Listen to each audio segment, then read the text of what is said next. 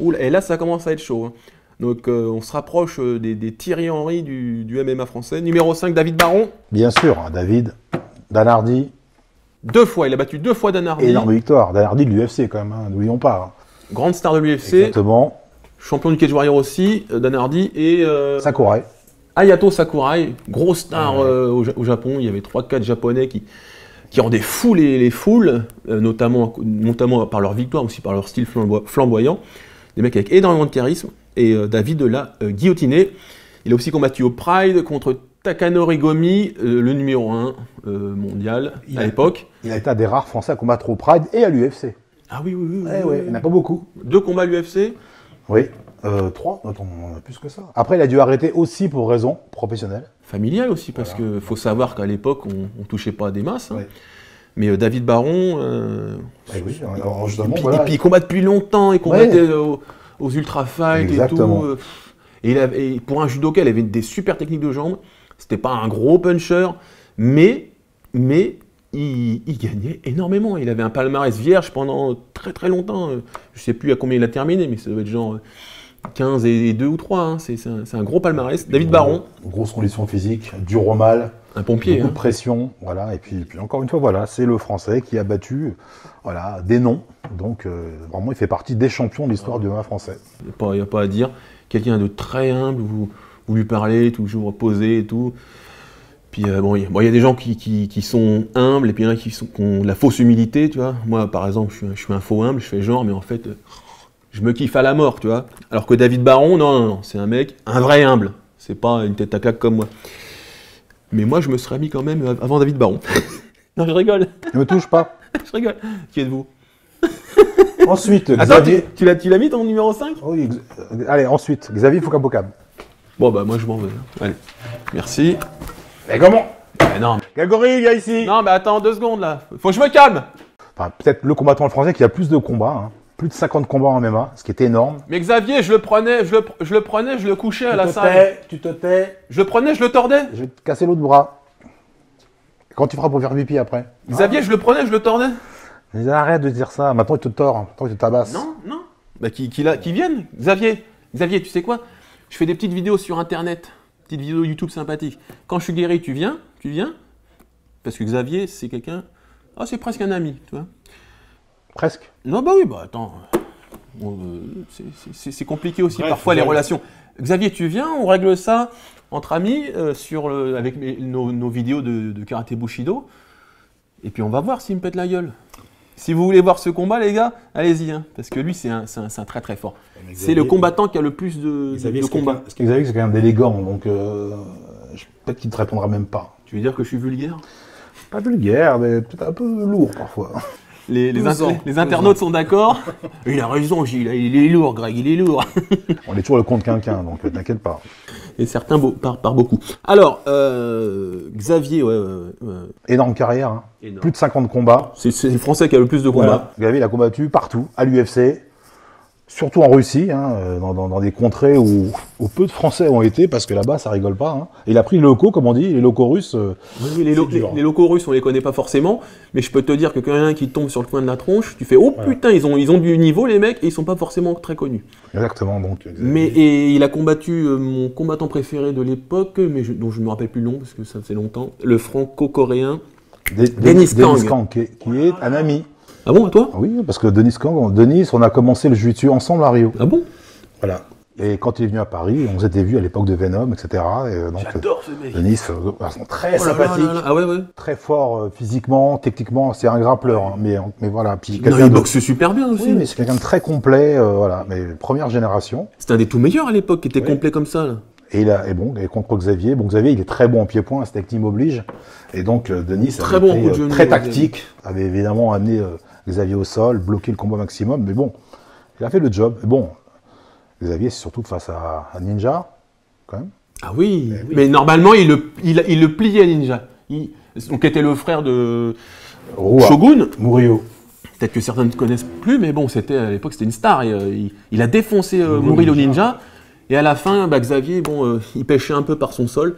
Il a toujours pêché par son sol, même s'il s'est amélioré, mais il avait du mal ça avait du mal à s'intégrer dans sa caboche. Donc Xavier, Histoire du MMA français. Numéro 5. Voilà, numéro 5. Et pour la petite anecdote, Xavier qui me met un coup de genou dans la côte, qui me fêle ou qui me casse la côte, 3 semaines avant mon combat contre Semenov. Je suis pas sûr de pouvoir y aller.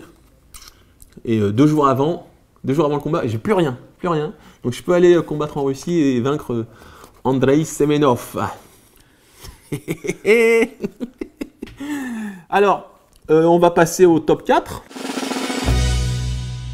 On se rapproche de l'élite du MMA français de tous les temps, pour ma part.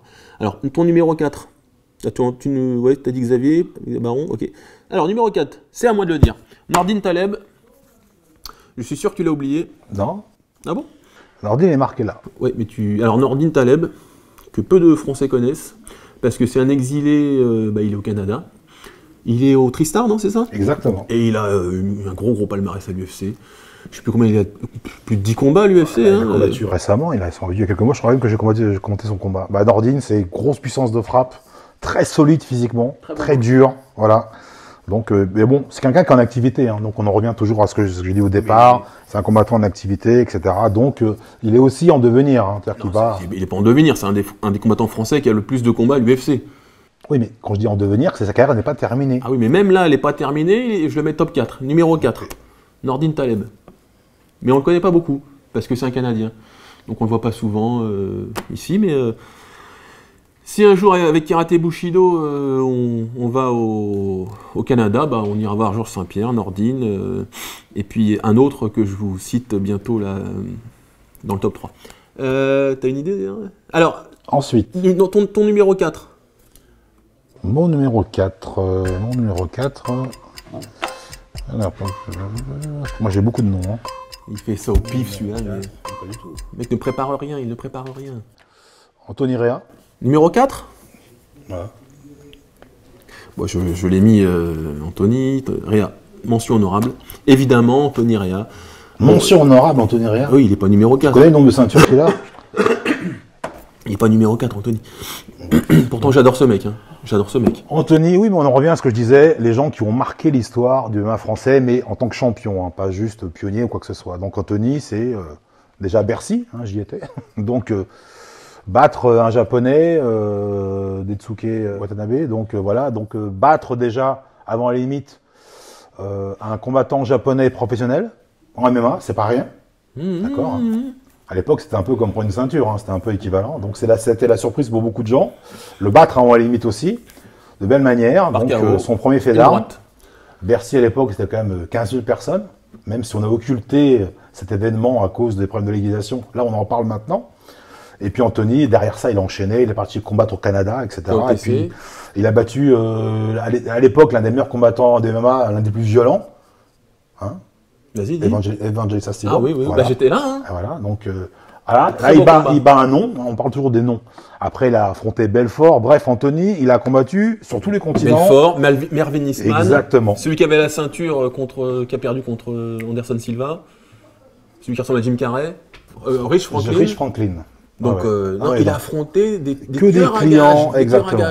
Et encore une fois, même, il doit avoir au moins une quarantaine de combats, Anthony. Exactement. Et c'est un mec qui, humble, un guerrier, intelligent, un guerrier celte, il a peur de rien, il te rentre dedans, il prend des coups, il s'en fout. Il va au charbon, il va à la mort. Contre Cyborg, il a subi, mais il s'est pris des patates, il est resté debout et il a renversé la vapeur. Non, super combat. Il a laissé passer l'orage, hein, puis c'était ça, c'est gros orage, Cyborg. Hein. D'ailleurs, je me rappelle à la fin d'Americo qui était dans son coin, qui a levé Anthony Rea, et après il est allé voir Vanderlei Silva, et alors, il y a quoi maintenant? Il s'est enflammé tout seul.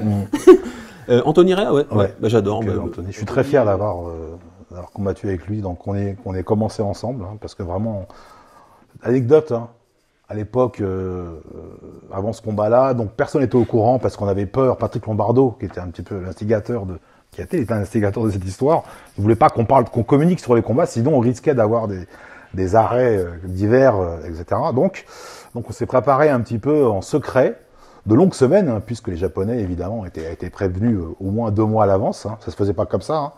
Il y avait toute une délégation qui est venue dont Ozaki, le président du Pancras, avec Funaki, oui. Ozaki, c'est le président du Pancras, la Ligue professionnelle de Pancras. Bref. Et donc, on s'est entraînés ensemble, et c'est des bons souvenirs parce que on y était encore une fois la fleur au fusil, de manière très humble, en se disant, nous sommes les faire-valoir de Bercy, donc on va aller te faire casser la gueule. Toi, humble? Bah, en tout cas, plus que toi. À l'époque, t'étais humble? Ah ouais, j'étais très, très con à l'époque. Ah, voilà. Très con. Mais comme quoi, prendre une trempe, ça fait du bien. Hein. Ah ouais. Et donc, voilà, on y a été la fleur au fusil, en se disant, bon, de toute façon, on n'a rien à perdre.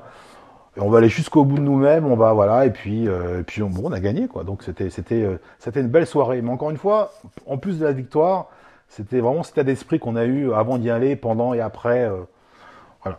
Donc, je suis très content. Bon, Anthony Rea, moi, c'était le premier combattant français que j'admirais, hein, de MMA.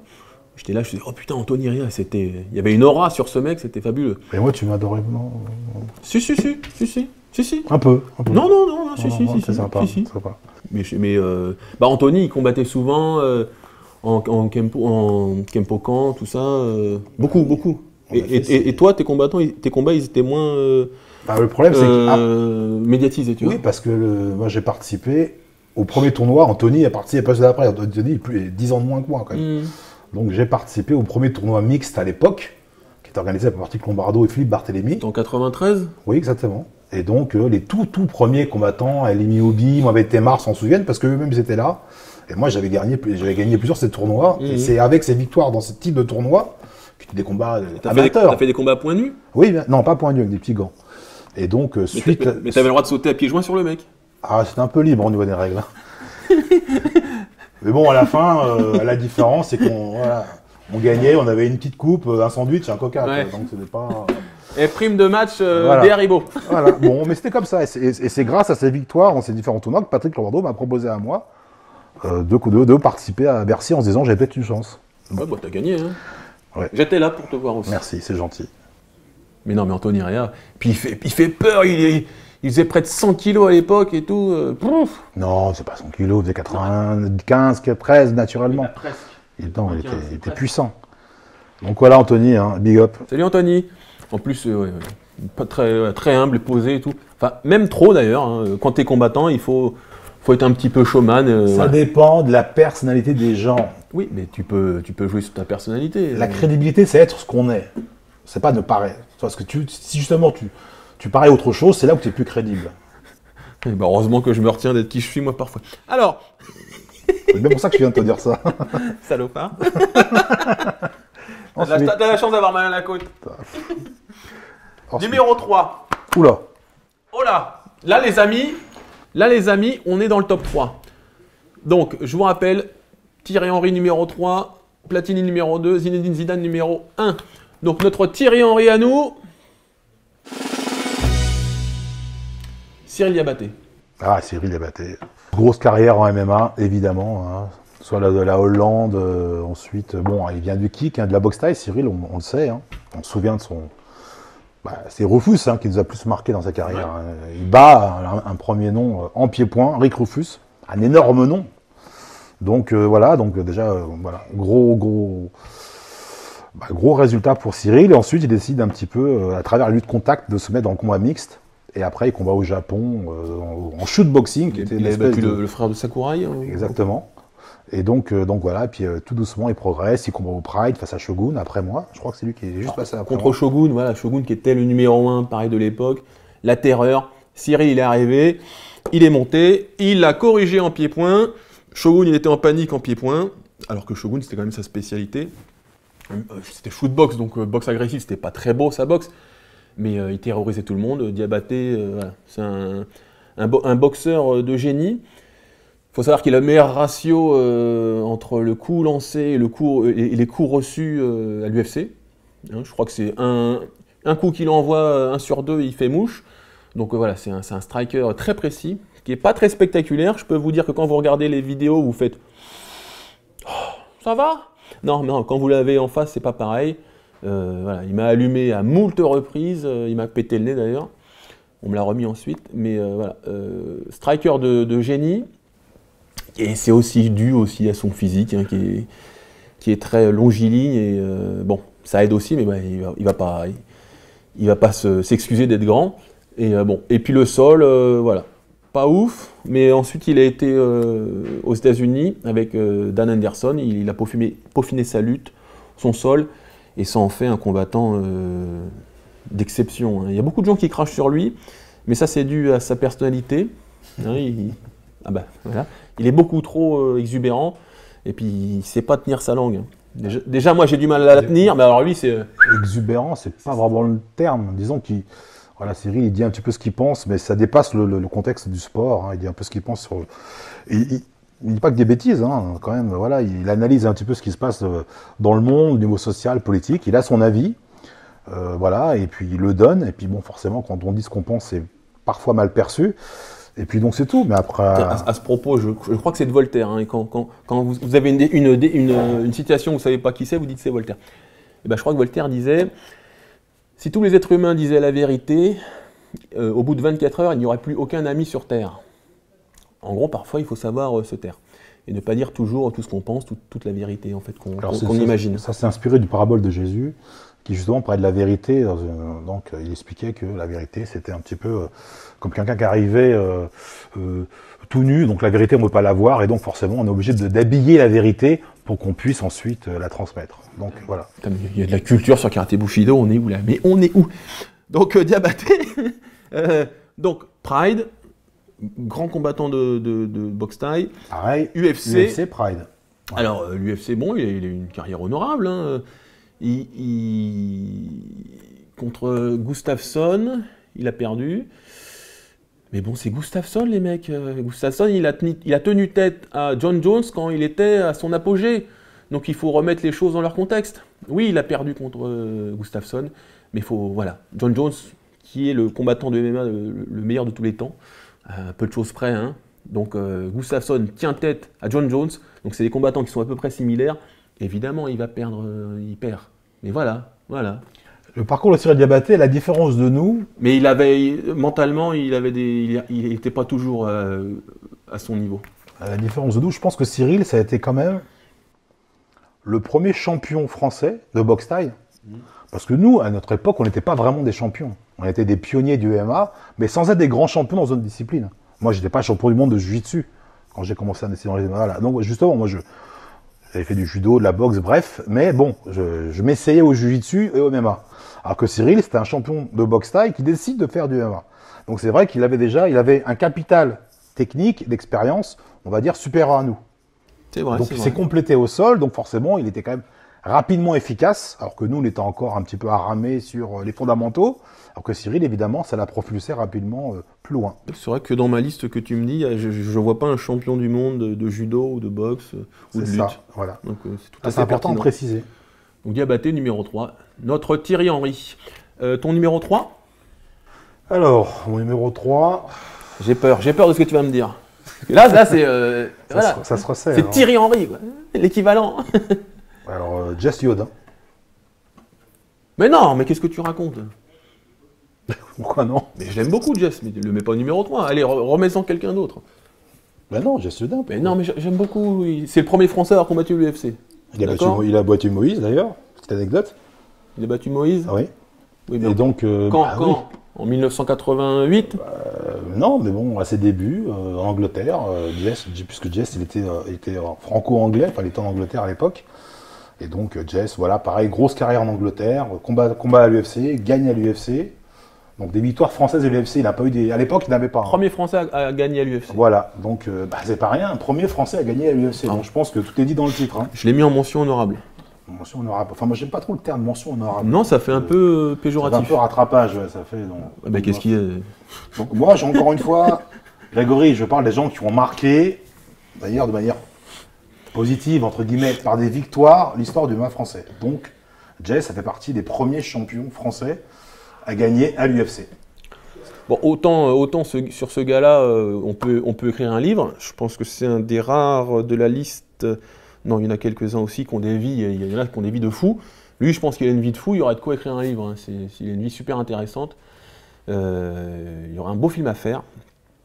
Mais bon, je ne l'aurais pas mis dans le top 10, mais bon. Mais j'aime beaucoup Jess. Et plus, il est stylé, bonne gueule et tout, avec ses tatouages, bon. Mais, ouais. il a marqué l'histoire du MMA français. Moi, je suis désolé. Moi, mon spectre à moi, il n'est pas sur 5 ou 10 ans, il est sur le début. Donc moi, je me rappelle des différentes personnalités et je me rappelle des premiers champions qu'on a eus et des faits d'armes. Donc il en fait partie. Des hauts faits d'armes. Ensuite. Bon, et là, le Michel Platini du MMA français. Donc c'est toi qui vas le dire. Le numéro 2 pour Gilles Arsène. Numéro 2. Wouh! Numéro 2, Mansour Barnaoui. Ah bon? Ouais. Même si c'est un champion qui est plus actuel, mais disons que Mansour, il concentre une quantité de combats, de victoires, et puis là en plus il a gagné un tournoi important. Bref, Mansour, c'est une énorme expérience, quelqu'un de tellement discret que peu de gens le connaissent, c'est quand même extraordinaire d'ailleurs. Mais Mansour fait partie des numéro 2 français de tous les temps? Ouais. Mais il a pas combattu au Bellator. Il n'a pas combattu au Résine, il n'a pas combattu à l'UFC. Ah oui, attends un peu, frère. Non, mais il n'a peut-être pas combattu là parce que simplement que ça ne l'intéressait pas au niveau de ses contrats. Mais potentiellement, je pense que Mansour, voilà, il peut être numéro 2. C'est mon idée. Mais Mansour, t'as pas vu, il a fait une vidéo avec un mec, il s'est fait tordre au sol. Et c'est quoi ta vidéo? Tu fais 25 kilos de plus que lui? Non, mais et puis Mansour, c'est pas un grand spécialiste au sol. Oh, bah, si t'es pas foutu de me battre au sol quand même, exagère pas. Enfin, debout, t'as quand même bien tabassé. Hein. Mais parce que il était gentil en plus. Oui, mais moi aussi j'étais gentil parce que je l'avais malmené au sol, du coup j'ai hésité à être bon, à le frapper fort debout. Mauvaise foi. Voilà ce qu'on appelle la modestie par Gregor Schlagen. Non, c'est de la mauvaise foi. Mais non, il est pas numéro 2. Saladin serait devant à ce niveau-là. Saladin, c'est hors catégorie. À ce moment-là, Saladin est devant. Non, Saladin, c'est hors catégorie. Mais ne le mets pas numéro Saladin, 2. il est en devenir. Je ne peux pas te dire maintenant que Saladin, même si c'est pour moi le meilleur espoir français actuel, d'accord, le meilleur, je suis d'accord. Mais je ne le mets pas encore là parce que Saladin, il a des choses à faire. On espère qu'il va défendre sa ceinture. On espère le voir à l'UFC. Donc voilà, hors catégorie, Saladin. Hors catégorie. Ah bah oui, bon. Moi, je parle de l'histoire générale. Hors catégorie, c'est un peu péjoratif. Ça fait un peu Tour de France. Non, parce que Saladin, il peut devenir, voilà. Concrètement, Saladin est celui qui a le meilleur potentiel actuellement. Mais Saladin, il... Avec... non, mais Saladin, c'est un peu comme Cyril Gane. C'est des gens qui sont en devenir. Qui vont s'étoffer. Bah, Gane, normalement, il faut le mettre avant Mansour. Cyril, il vient d'arriver, Cyril. Mais... Laisse-le faire un petit peu. Il vient d'arriver. Je l'ai mis en mention honorable. Il a un gros potentiel. On espère même qu'un jour, il gagne peut-être même les ceintures de l'UFC poids lourd. Donc voilà, laissons-lui le temps. L'erreur, toujours, c'est ça. C'est les gens, c'est enthousiasmer tout de suite trop vite. Laissons les gens monter en puissance. C'est quoi son Barnaoui, c'est quoi son gros point fort? C'est quelqu'un de très complet, de bon au sol, de bon debout, de dur au mal, qui n'a pas peur des coups, qui fait une grosse pression sur l'adversaire. Regarde, je t'invite à regarder ses combats, ils sont sur YouTube. Hein. Non mais je l'ai vu. Mansour, voilà. C'est pareil. Mansour, quand je suis guéri, je le prends, ce que je fais, je le prends direct en MMA et je vais le battre. Mansour, je t'en supplie, mets-le KO. Non, je vais le battre. On mettra un gros casque. Hein. Ah oui, non, mais je vais le battre. Tu vas te faire mal à l'autre bras, c'est tout ce que tu vas gagner. D'ailleurs, tous les mecs avec qui j'ai tourné des vidéos, si tu me mets dans une cage, je les bats. En fait, il bat tout le monde, Greg. Non. Regardez-le. Il bat tout le monde. Hein. Non, mais c'est vrai, c'est vrai. Oui, c'est factuel. Oui, c'est factuel. On te croit, Greg. On te croit. Bon, voilà. Numéro 2 pour toi. Et bon, Mansour, n'oubliez pas d'aller voir la vidéo si vous l'avez pas vue. Mais bon, je pense que vous l'avez vue. C'est là où je me flingue. J'ai ma petite... En plus. Mansour, Mansour, t'as de l'oseille, paye-moi ma... Son corps n'a pas tenu. Paye-moi mon opération, Mansour. Mansour, plus doucement la prochaine fois. Finalement, je change d'avis doucement la prochaine fois. Non, mais Mansour... Okay. Deuxième, monsieur Bouchlagen. Le numéro 2, là, je vais le battre. Alors, mon deuxième, c'est Francis Carmon. T'as fini de regarder? Quel copieur, celui-là. Francis Carmon. Bien sûr. Francis Carmon. C'est un peu comme Henri Taleb. Hein. Il s'est exilé, je dirais, au Canada pour... C'était un mec qui était justement le pote à Moïse Rimbon. Hein, Moïse Rimbon, c'était un petit peu son grand frère. Et puis il était dans ses pas. Et il a réussi à le surpasser, Moïse. Peut-être pas au niveau purement sportif, mais au niveau des résultats. Ça veut rien dire ce que j'ai dit. Mais Francis, très bon grappleur. Après, il a été au Street Star, il est devenu excellent. Parce qu'il a quand même tenu tête à Jacare. Il s'est beaucoup amélioré en boxe. Et il a un palmarès à l'UFC qui est conséquent. Il doit avoir au moins 10 combats, beaucoup de victoires. Il était dans le top 5 UFC à un moment. C'est ça, hein, c'est ça. Putain, mais vous vous rendez compte, les mecs? Top 5 UFC, quoi. Francis Carbon. Ce mec, c'est putain, plus beau physique, bel homme et tout. Et pour l'anecdote, parce que ça m'arrange, j'avais combattu contre lui en grappling. Qu'est-ce qu'il y a? On a le droit de. Toi, t'as combattu contre tout le monde, toi. Hein. Et il a battu tout le monde d'ailleurs, hein. Faut l'écouter. Hein. Non. Alors, Rimbon, il m'a détruit, mais je l'ai mis KO. Diabaté, il m'a cassé le nez. Bon, y a rien à dire. Et Francis, j'ai combattu à la SF 4, et je l'ai battu en grappling. Mais bon, c'était à l'époque, il était moins bon, mais. Et Francis, super fort. Donc Francis, très puissant, comme tu dis. Ouais. Gros gabarit, excellent. Donc le fait qu'il se soit exilé au Tristar, c'était une super opportunité pour lui. On l'a vu un peu dans son style, hein, le style canadien, là, Georges Saint-Pierre, très tactique, combattant intelligent, cadrage, etc. Jab, amené au très sol. Propre, voilà. Donc Francis, tu oui, bien sûr, oui, bien évidemment. Numéro 2, hein, le Michel Platini du MMA français. Ton numéro 2? Alors, mon numéro 2... Tu peux me citer 2 fois, si tu veux. En fait, j'aurais même pas dû te mettre dans la liste. C'est trop tard, c'est dans la boîte. jamais tu l'effaces, ça. Hein. Bah là, on a parlé quand même à peu près... Alors, encore une fois, on va parler d'autres personnes, d'autres combattants. Numéro 2. Parce que c'est pour ça que, comme je l'expliquais au début, cette liste, pour moi, elle voulait un petit peu rien dire, parce que ça ne peut pas se résumer à 10 noms, les 10 meilleurs français.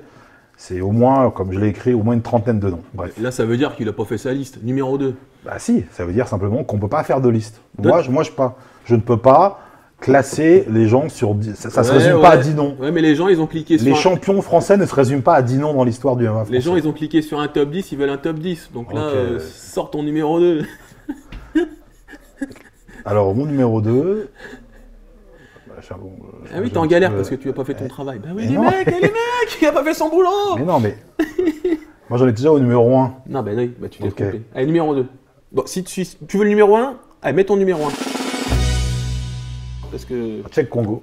Ah bon? Ouais. Tu te fous de ma gueule? Non. Allez, c'est la première fois qu'on est d'accord. Parce que Tchèque, déjà... C'est ça que t'as dit à mon ami hier? J'ai pas d'amis, moi. Non, mon ami Harry. Redis ce que t'as dit. Numéro 1, c'était quoi que t'avais dit?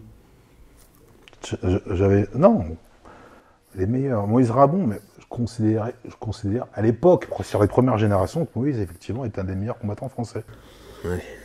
T'as changé d'avis en 24 heures. Non, c'est pas ça. Si, parce que là, tu prends ta petite voix.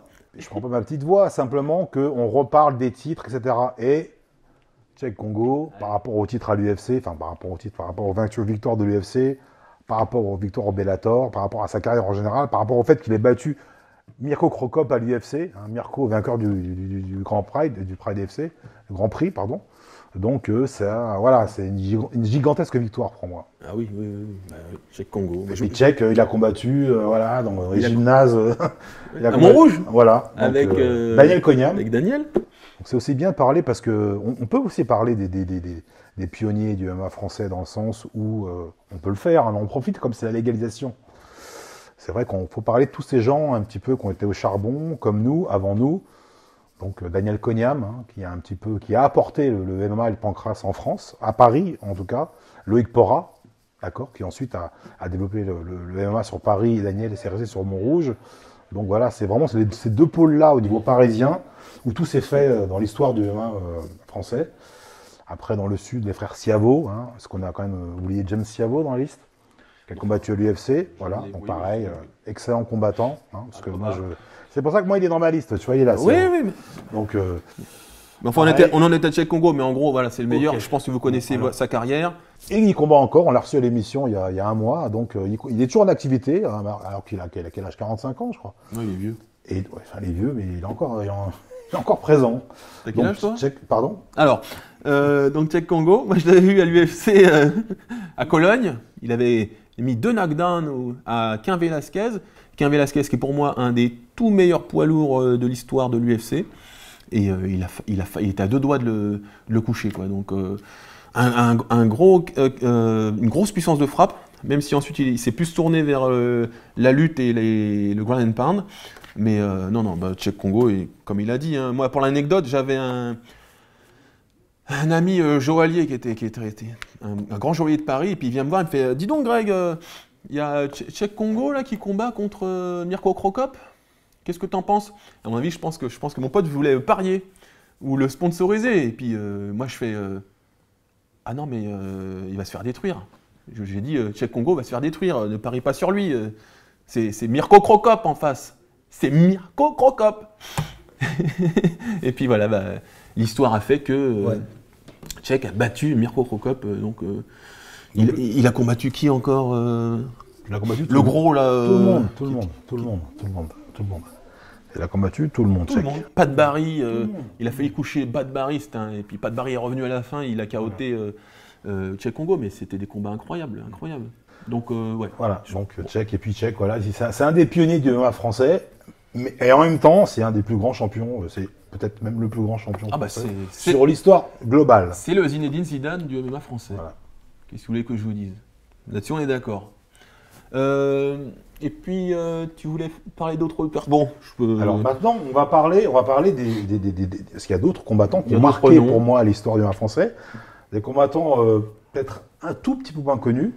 Bon, c'est Lina Sec, hein, Brian Rafik, évidemment, pareil, victoire française, c'est Brian face au frère à Machida, je crois, au Brésil. Ah oui, au Jungle Fight? Je ne sais pas si c'était au Jungle Fight, mais il avait battu, je crois, il a battu le frère Machida. Donc voilà, hein, victoire au Brésil. Brian Rafik. J'ai combattu contre Brian aussi, en grappling. Tu l'as battu, non? Évidemment, sinon j'en parlerai pas. Allez-y, insultez-moi en commentaire. Pareil, c'est Lina Sec. Ouais. Combattant très actif, hein, Sedina. Boris John Stomp. Boris John Stomp, voilà, c'est. Je peux parler. C'est cool. Très belle technique en pied-point. Et malheureusement, il n'a pas été bien drivé sur ses choix de carrière. Il a fait tous les sales combats que personne ne voulait faire. Voilà. On va dire ça. Hein. Boris, énorme potentiel. Très bon.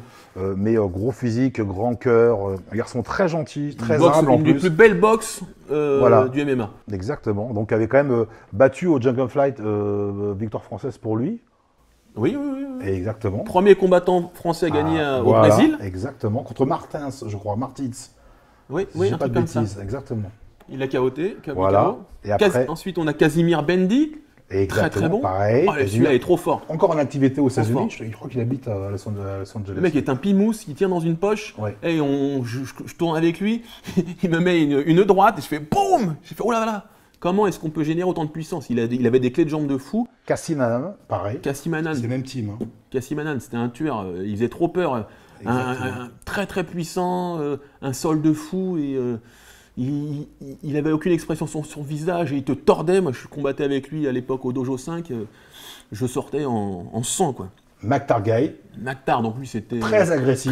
Voilà, le Van Merle français. Hein. Il mettait des pénaltys, il te fonçait dessus, il t'enchaînait, il s'en foutait, il gagnait, il perdait, il s'en fichait, il envoyait la sauce. Et pareil, un garçon très gentil à l'extérieur. Voilà, donc c'est ça. Là, on parle de gens que j'ai connus. Tchèque connaît, évidemment. Alors Tchèque connaît, c'est déjà la nouvelle génération. Tchèque connaît, voilà. Ça c'est encore une fois là, je vais parler de la nouvelle génération. Ça c'est plus proche de nous. Je te dis les gens. Et quelqu'un dont on parle très peu, quasiment jamais. Et je peux vous dire que j'ai tourné avec lui des journées entières. Et t'as gagné bien sûr. Je gagnais pas toujours. Bref, ça 50-50. Dis. Jean-Louis Alberche. Bah oui Jean-Louis. Parce que Jean-Louis. Excellent boxeur. A gagné à Bercy face à Yato Sakurai, volé par les juges. J'ose le dire parce que moi je dis ce que je pense, par les juges, enfin les organisateurs de. Hein, bon. Ils font venir un japonais, ils le payent une fortune, donc ils vont pas le faire perdre. C'est ça. Et donc. À l'époque, on avait un complexe d'infériorité au niveau des Japonais et des Brésiliens, les Français. Dès qu'il y avait un Brésilien ou un Japonais. Jean-Louis Alberche, énorme potentiel. D'accord, combattu en Hollande, gagné, etc. Combattant dur au mal, terrible. Hein. Jean-Louis, c'est quelqu'un qui lâche pas. Ils s'en fout. Bon judo, bon corps à corps, physique, grosse boxe. Haute tension, etc. À l'époque de Diabaté et Aurélien Duarte. Bref, donc voilà, donc Jean-Louis, big up, hein, quelqu'un que j'aime beaucoup, pareil, très gentil. Mais pour moi, voilà, Jean-Louis, c'est une carrière un petit peu inachevée. C'est quelqu'un qui avait un énorme potentiel, mais qu'on peut faire encore d'autres combats. Et pareil, pour raison professionnelle, il a décidé d'arrêter un peu tout ça. Donc voilà, Jean-Louis, on t'oublie pas. Cyril Gane, bon, on en a parlé. Alors maintenant, on parle d'un petit peu de la nouvelle génération. Lebou. Alors Michael Lebou, hein, que j'ai entraîné à ses débuts, à ses tout débuts. Donc Michael, Michael, c'est quelqu'un de très tactique, de solide, de très froid, d'assez calculateur, de bon mental. Alors, je m'en souviens, il avait combattu son premier combat, c'était à Japy, et donc il était en remplacement. Donc, je sais plus qui. Enfin, c'était un combat difficile parce qu'il remplaçait celui qui était censé combattre pour le main event, je crois. Et à la surprise, ça c'est ma liste que tu ne regardes pas. Voilà les professionnels. Qui t'a tu arrêtes. Et donc, voilà, Michael Lebou. Il n'y a que les noms, hein. Il n'y a que les noms marqués. Hein. Il n'y a pas de descriptif, il n'y a rien d'autre. Il n'y a que les noms. Mais tu vois, quand je regarde les noms, il y a l'histoire qui me revient. Il y a Gilles Arsène qui a combattu au Pride. Il faut savoir que quand il a combattu au Pride contre Sakuraba Kazushi, c'était le monstre, le Gracie Hunter, celui qui tabassait les Gracie. Donc c'était une légende fabuleuse. Gilles qui s'est cassé la clavicule en faisant du cheval. Hein, monsieur était un petit bourgeois, monsieur fait du cheval avant d'aller combattre. Bon, il tombe comme un idiot, il se casse la clavicule. Et il va quand même combattre. L'histoire, c'est que j'étais chez Jérôme Le Banner, et donc il y avait un interview de Jérôme par les Japonais. Et donc à ce moment-là, comme en fait Jérôme il a une espèce de, pas de ranch, non, c'était pas chez lui là, c'était à l'extérieur justement, dans un ranch en Normandie. Et donc après, moi je dis à Jérôme, écoute, je te laisse faire ton interview.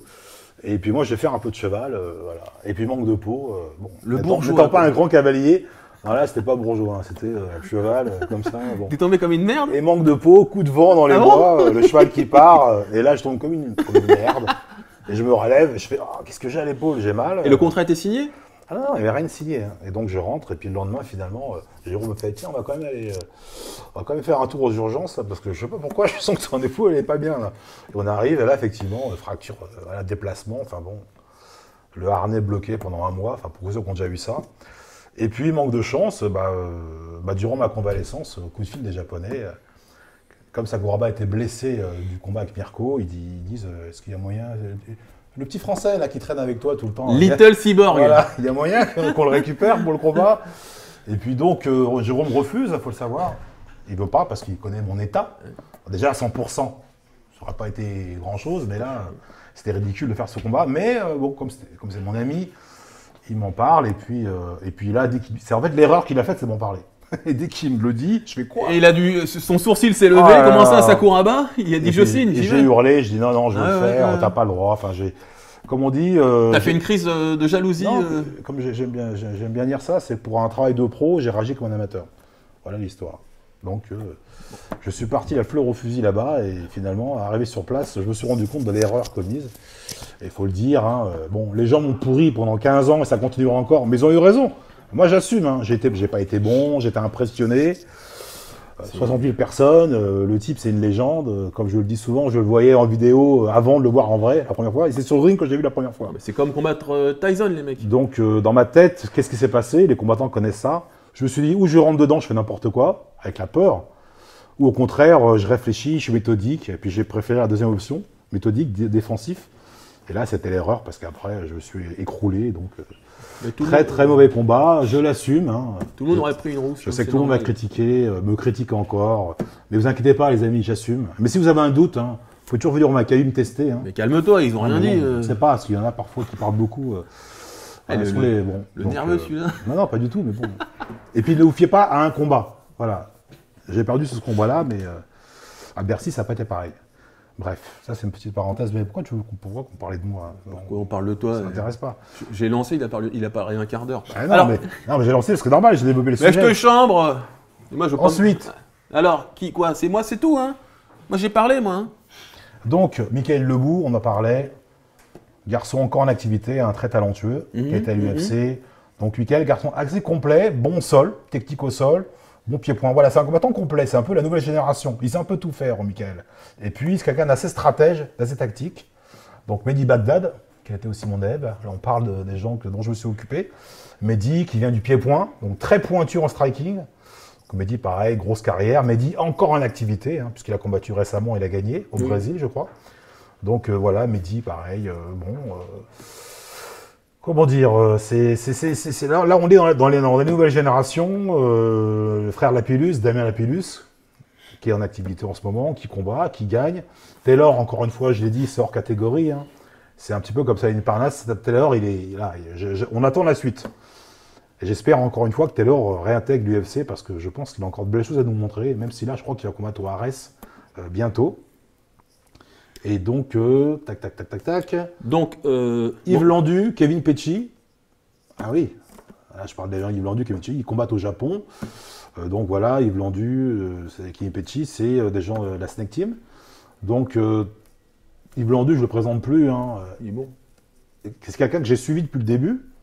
Il a même battu Mehdi, hein, pour vous voir la petite info. Yves Landu vient du pied-point, du sanda, je crois. Et en fait, il a décidé de se mettre au sol et il est devenu extrêmement fort au sol. Il a même battu Nicolas Régnier, pour ceux qui savent. Hein? Ouais. En quoi? En grappling? Ouais. Il a battu Nicolas Régnier? Ouais. Quand? Il y a 2 ans, je crois. Tu rigoles? Non, je rigole pas. Et donc, voilà, Yves Landu, c'est quelqu'un d'exceptionnel.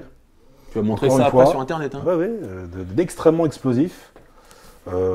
Qui sait tout faire, et puis beaucoup d'aisance, etc. Donc voilà, c'est quelqu'un de surprenant. Donc Kevin Pecci, pareil, un peu plus jeune au niveau générationnel d'Yves Landu. Pareil, Kevin Pecci complet, tu viens de pied-point, qui s'est complété au sol, etc. Et qui monte un petit peu, qui est un peu la suite d'Yves, et donc qui est en devenir aussi. Donc voilà, des gens en activité. Tiens d'ailleurs, ce serait qui après on vous laisse, hein, parce que faut qu'on aille dormir. Mais au niveau du grappling, le meilleur grappleur français de tous les temps? Alors, c'est un peu compliqué. Bon, parce qu'on parlait de Nicolas Régnier. Donc, Nicolas Régnier, il y a Johnny Frachet. Et de tous les temps. Alors, moi, personnellement, celui qui m'a le plus impressionné, c'est Thomas Louberzan. Louberzan? Oui, Louberzan. Alors, si on me parlait... C'est pour ça que tu veux que je fasse un combat contre lui pour karaté Bushido. Ah, parce oui. que lui, c'est un salaud. Hein. Il adore quand je me fais déboîter la gueule. C'est le meilleur. Mais moi, vous inquiétez pas, chers amis. Moi, je propose des gens, mais les gens que je propose, il les prend pas. Par contre. Quoi? Alors, il y a le journaliste là. Je devais le prendre ou pas, Thomas? Ouais. Et il s'est blessé à l'épaule et il pouvait pas. Alors, je le dis, on peut le dire. Hein. Ah, c'est vrai? J'arbitrerai ce combat. Des bras dans ses spaghettis. Samuel Monin, l'un des meilleurs combattants français de JJB, toutes catégories confondues. Là, dans l'histoire de JJB français, c'est peut-être le meilleur. Régnier? Nicolas Régnier, oui, Nicolas Régnier, ça a été... Régnier, Monin je dirais de la première génération. Louberzan. Et Pierre-Louis? Allez, dis Pierre-Louis. Pierre-Louis, David, c'est le jiu-jitsu quand même, ça reste le jiu-jitsu. Hein. Même s'il est bon en nogi, pour moi, tu me parlais de jiu-jitsu, je t'en parlerai. Mais là, nogi, mais vraiment les gens de nogi, c'est-à-dire qui viennent de la lutte à livrer de départ, on va dire. Parce que le grappling en France s'est démocratisé grâce à l'avenue de Flavio Peroba, Mestré, hein, qui a apporté, d'accord, qui a apporté la lutte à livrer en France. Ouais, Flavio. Et donc, de la lutte à livrer, du travail en nogi, donc sans kimono, tout s'est développé au niveau du grappling. Et donc, Nicolas Régnier était un élève donc, de Flavio Peroba. Et donc, Nicolas, qui a été le premier Français à faire la DCC. Extrêmement. Surtout, c'est quelqu'un dans un style que j'aime beaucoup parce qu'il est extrêmement technique. Très bon. Voilà, très très bon. D'ailleurs, il va combattre bientôt, là, je crois. Il va faire un super fight, il va faire un retour. Donc voilà, c'était... pour moi, en grappling, je dirais Nicolas Régnier sur l'historique et je dirais Thomas Louberzan sur le présent.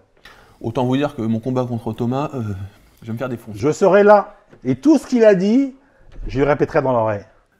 Ce que je veux, les gars, déjà, c'est que... Vous inquiétez pas, tout se paie. Tout se paie. C'est juste une question de temps. Oh bah ça y est, l'autre, il part. Tout se paie, on dirait, il va me tuer. Qu'est-ce que je voulais dire? Les gars, déjà, on n'oublie pas le pouce bleu, on n'oublie pas de s'abonner. 3, on met un commentaire. Je veux que vous me disiez lequel de nous deux était le plus pertinent. Et puis, si vous voulez que j'affronte, quand je serai guéri, quelqu'un en particulier, vous me le mettez. Mais évitez, on a dit Samuel Monin et Louberzan. Voilà. Parce que vous remarquerez qu'à chaque fois, je gagne en grappling et que je ne prends pas des grappleurs. Hein. Parce que, vous savez quoi, se faire soumettre, c'est chiant, c'est chiant. Bon, il ne faut quand même pas oublier Thibaut Gouti. D'accord, mais Thibaut, c'est pareil, hein, il est toujours en activité à l'UFC. D'abord, on a remis une pièce, j'ai pas remis une pièce. Moi, je parle de tout le monde. Je parle de tout le monde. Bon. Donc, Thibaut Gouti, qui fait partie des rares Français qui combattent et actuellement toujours en activité à l'UFC. Et on termine sur... Alors, Francis Ngannou. Carte d'identité française. Camerounais, bon. D'ailleurs, il y en a qui vont gueuler parce que Mansour, il est tunisien. Ah, il y en a qui m'ont gueulé. Bon. Ah bon? Alors, Francis Ngannou, on l'a pas cité. C'est vrai que c'est une erreur parce qu'on a cité Monsour, mais bon, je sais pas, je vais pas aller demander les papiers à Monsour et à Francis, quoi. T'as dit carte d'identité française. Bon, moi j'ai rien dit, moi tu m'as dit bon, bref. Mais bon, bah Francis Ngannou, on va pas reparler de lui, on sait qui c'est. Hein. Parce qu'il veut se naturaliser français, je crois. Bah j'espère. Donc Francis, c'est un prétendant au titre de l'UFC, hein, tout simplement. C'est un poids lourd monstrueux, explosif, bah, tout le monde le connaît. Terrifiant. Donc c'est quelqu'un qui peut devenir champion de l'UFC. Le mec te regarde, il te fait mal au dos, quoi. Je pense que là, voilà, Francis, c'est vraiment une question de combat là. Dans 1 ou 2 combats, si tout se passe bien, il va au titre et je pense qu'il peut le prendre parce qu'encore une fois, c'est le plus gros puncher en poids lourd à l'UFC. Alors après, bon voilà, il faut qu'il travaille sa tactique parce que les gens, évidemment, face à lui, ne travaillent que par la stratégie parce qu'ils n'ont pas envie de ramasser. Et Cyril Gane. Ah non, mais il a pas fini, mais on l'a cité tout à l'heure. Mais non, on n'a pas cité, on n'a pas développé. Donc Cyril Gane, c'est pareil, on n'en parle pas parce qu'il est en devenir, il vient d'arriver. Non mais il n'est pas très concentré. Hein. Non mais au bout d'un moment, je suis comme les enfants, moi. Ah oui, t'es très enfant, c'est exactement, c'est très puéril. Hein. T'as du mal, hein. Plus de 10 secondes, t'y arrives pas. Bref. Donc Cyril Gane, on attend la suite du programme en espérant que, imaginons une folie, hein, une finale Cyril Gane, Francis Ngannou à l'UFC, une finale, enfin, pour le titre. Ce serait extraordinaire. Donc voilà, Cyril, on espère que qu'il va devenir le premier champion français poids lourd de l'UFC. Rêvons. Gilles Arcel, les gars, Grégory Bouchelaghem, on vous met nos Instagram si vous voulez nous suivre. Vous inscrivez à Karaté Bushido.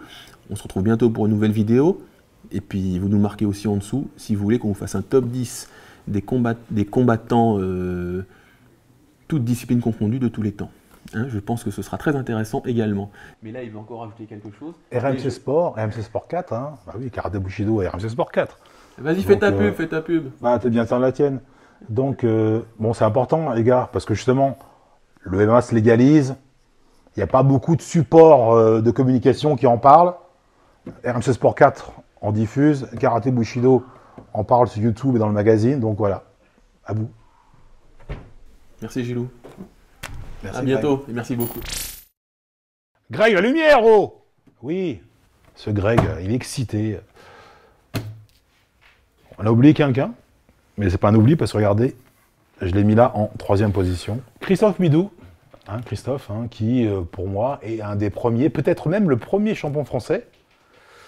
D'accord, c'est la génération Mathieu Nicourt. Mathieu, je t'avais pas oublié non plus. Donc Mathieu Nicourt, hein, à l'époque, dans les années 2000, vainqueur en Angleterre. Christophe Midou, vainqueur à l'IFC, d'accord, donc et Christophe qui est le premier champion poids lourd français à l'époque. Et Christophe Midou, c'est comme le mentor, l'entraîneur de Georges Saint-Pierre. Donc Christophe Midou, voilà, le poids lourd français, le premier champion français de MMA. J'y l'en fais.